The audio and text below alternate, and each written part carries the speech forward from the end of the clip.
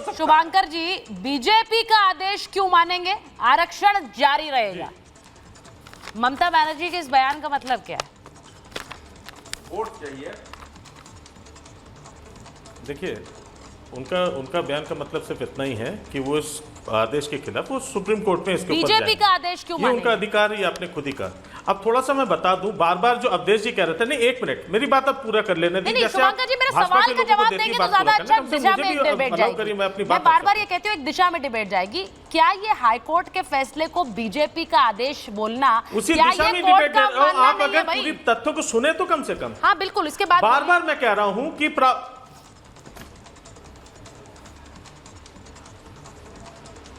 बोले बोले बोले हेलो, बोले शुभांकर जी।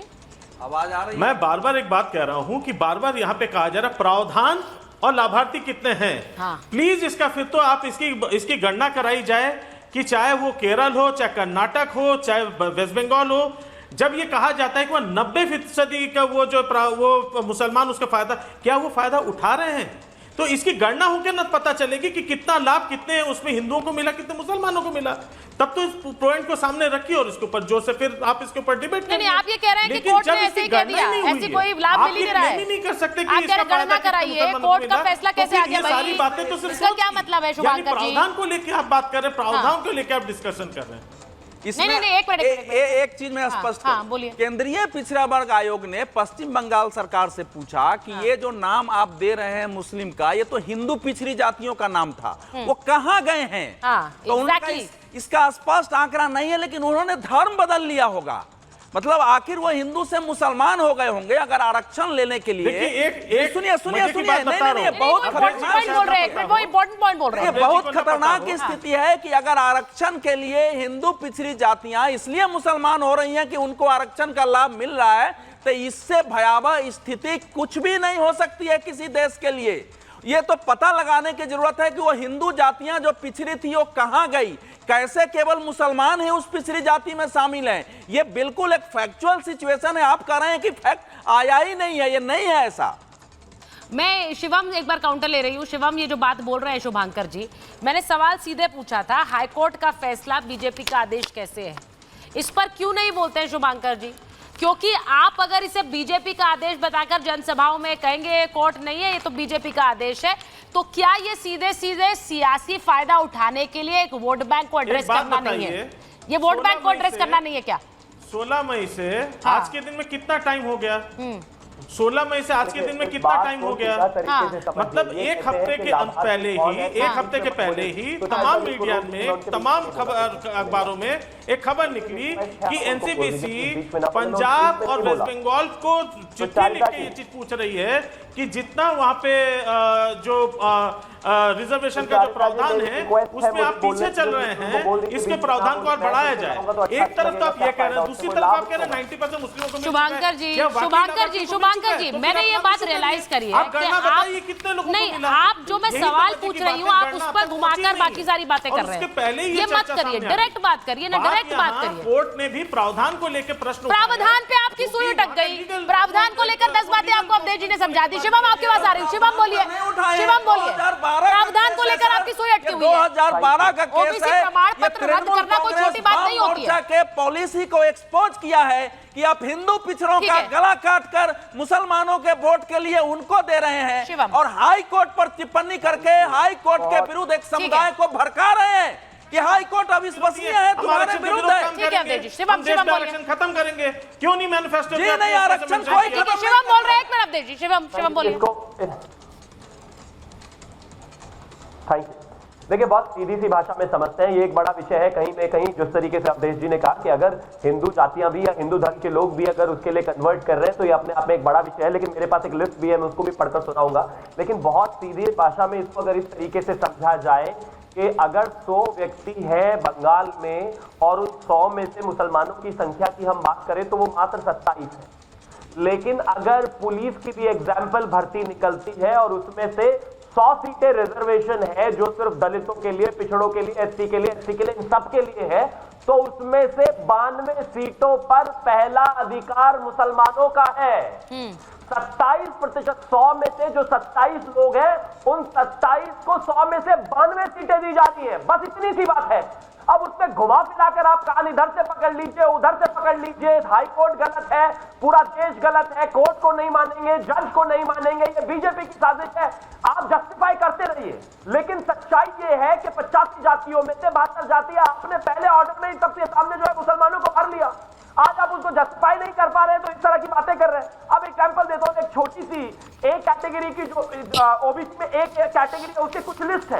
अगर आप उसकी लिस्ट को पढ़ेंगे तो आपको ऐसा लगेगा आप किसी मुसलमान मोहल्ले में घुस गए हैं। हिंदुओं के बच्चे ही नजर नहीं आते। एक भर्ती है जिसमें से एसके माजिद, रंजीत सरदार, सोमन महती, एसके रेमंस, अख्तरुल, मोहल्लुम, नुसरुल, आसिफ, नजीर उद्दीन और पता नहीं अहमद, न जाने क्या क्या, यानी कि 100 में से 92 नाम मुस्लिम के हैं आरक्षित सीटों में। इस बात को बहुत ज्यादा घुमाने फिराने की आवश्यकता नहीं है। और यहां पर हो क्या रहा है, सिर्फ सीधे सीधे तरीके से दलितों का, पिछड़ों का आरक्षण लेकर मुसलमानों को दे दिया जा रहा है। और उसमें से ये भी एक पॉसिबिलिटी है जो रिपोर्ट 2011 में आई थी, संभावना है कि जो बांग्लादेश के रोहिंग्याज आ रहे, जिनको किसी तरीके से वोटर बनाया गया, उनको भी जाना है। मतलब इस देश के दलित से, आदिवासी से, पिछड़े से इतनी मैं एक चीज पूछना चाह रही हूँ, शिवम का ऑडियो जरा ठीक कराइए, ठीक से नहीं आ रहा। शिवम का ऑडियो ठीक कराइए, शिवम आपका ऑडियो ठीक करा रही हूँ। मुझे एक चीज पूछनी चाहिए। मैं आपसे पूछ रही हूँ दानिश साहब, अगर कोर्ट का आदेश ममता बनर्जी नहीं मानती हैं तो क्या उन पर एक्शन होना चाहिए?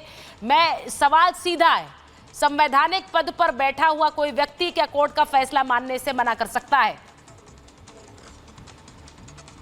देखिए, मुझे लगता है कि जिस अंदाज में उन्होंने बोला है वो नहीं बोलना चाहिए। बाकी रह गए पहले तो अथॉरिटी की बात, तो मुझे लगता है कि सुप्रीम कोर्ट जाना सरकार का अधिकार है और शायद वो जाएंगी भी, लेकिन जिस तरीके की भाषा का वो उपयोग कर रही है, शायद मुझे लगता है कि इनसे बचना चाहिए।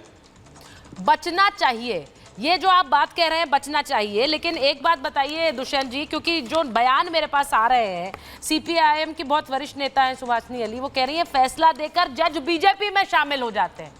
अब इस तरह के बयान के अगर फैसला आपके हक में नहीं है या फिर आपको लग रहा है आपका वोट बैंक अफेक्ट कर रहा है, क्योंकि सीपीएम ने भी बहुत हद तक उस जातियों में जातियां डाली थी ममता बनर्जी के आने से पहले, तो आप ये बोल दीजिए कि जज बीजेपी में शामिल हो जाते हैं फैसला देने के बाद।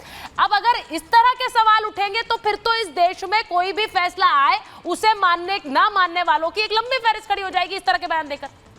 देखिए, हाईकोर्ट को ना मानने का, फैसले के ना मानने का अधिकार तो है, वो सुप्रीम कोर्ट जा सकते हैं, कोई भी जा सुप्रीम कोर्ट जाना और कोर्ट का फैसला न मानने का अधिकार, इसमें फर्क है सर, अधिकार फर्क है दोनों बातों में। सुप्रीम कोर्ट में जाने का जो मार्ग है वही कहता है हम हाई कोर्ट के फैसले को नहीं मानते। माननीय सुप्रीम कोर्ट का जो फैसला होगा उसको मानेंगे, वो क्यों नहीं मानेंगे। और उससे भी जो बड़ी बात है, उन्होंने कहा है कि आयोग के पास जाएं और समीक्षा करें।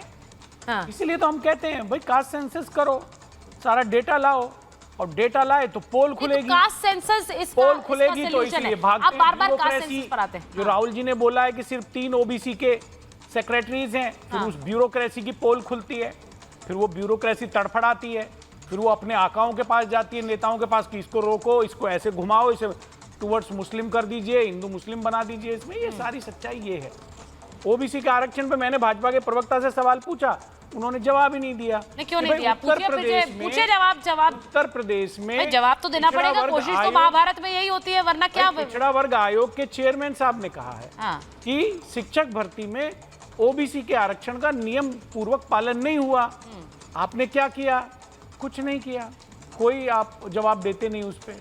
किसको दंडित किया? नई वैकेंसी निकाल के। बोलिए शिवम, बोलिए, जवाब दीजिए। वो कह रहे हैं, वो जवाब चाह रहे हैं आपसे। Thank you.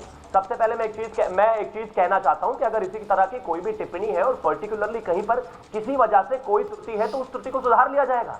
लेकिन सर्वे सर्वा भारतीय जनता पार्टी की सरकार पिछड़ा विरोधी कोई पूरा का पूरा कंसेंसस नहीं बना रही है। पिछड़ा के खिलाफ जो है कोई पूरे तरीके से उनको बाहर नहीं कर दे रही है, स्ट्रेटेजिकली मुसलमानों को आरक्षण नहीं दे रही है। और ममता बनर्जी ने जो कहा कि मैं कोर्ट को नहीं मानूंगी, उसमें भी एक कैच है। वो कोर्ट की अवमानना में ये तो कह रही है कि मैं कोर्ट की बात नहीं मानूंगी, लोग बीजेपी में ज्वाइन हो जाते हैं। अगर उनमें हिम्मत है तो उन जज साहब का एक बार नाम ले दे, वो तुरंत कोर्ट की अवमानना हो जाएगी। तो वो अपने वकीलों से सलाह लेकर जज को जो है बीजेपी से एसोसिएट भी कर रही है, कोर्ट का फैसला ना मानने की बात भी कर रही है, लेकिन नाम नहीं ले रही। अगर वो नाम लेती वो तुरंत ही अगले सेकंड में कोर्ट की अवमानना हो जानी थी। तो अगर आपको लगता है कि बायस डिसीजन है तो नाम ले लीजिए ना, डर क्यों रहे हैं? मैं मानता हूं कि इस देश में जजेस की एक लंबी फहरिस्त रही है कि वो राज्यसभा भी बने, उसके बाद फिर से कांग्रेस में आ गए, उसके बाद फिर से चुनाव लड़ लिए। ये मत बताइए। मैं मानता हूं कि इस देश में दिन में कम से कम 10,000 वर्डिक्ट डिलीवर होते हैं, लोअर कोर्ट से लेकर सुप्रीम कोर्ट तक। अगर आप इस तरीके से जजेस की क्रेडिबिलिटी पर सवाल उठाने लगेंगे तो इस देश में कभी कोई निर्णय हो ही नहीं पाएगा। और ये इस देश की पूरी न्याय व्यवस्था पर सवाल खड़ा कर रहे हैं। मैं मानता हूं आपको राजनीति करनी है, मुसलमानों का वोट लेना है, मुसलमानों के लिए आपको जो है हद से आगे बढ़ना है, बढ़िए, लेकिन कम से कम लोअर कोर्ट में खड़ा हुआ एक व्यक्ति जिसको 20 साल में न्याय मिला हो, उसको चैलेंज मत कीजिए। कल वो भी कहेगा कि मेरे साथ भी अन्याय हुआ है, बात खत्म हो गई। मैं नहीं मानता इस कोर्ट का चैलेंज, कोर्ट के कोई भी वर्डिक्ट को नहीं मानता। ये अपने आप में मुझे लगता है खतरनाक प्रथा है, और कहीं ना कहीं अगर सुप्रीम कोर्ट में भी जाएंगे तो वही धराशायी होना है जो अभी हुआ है।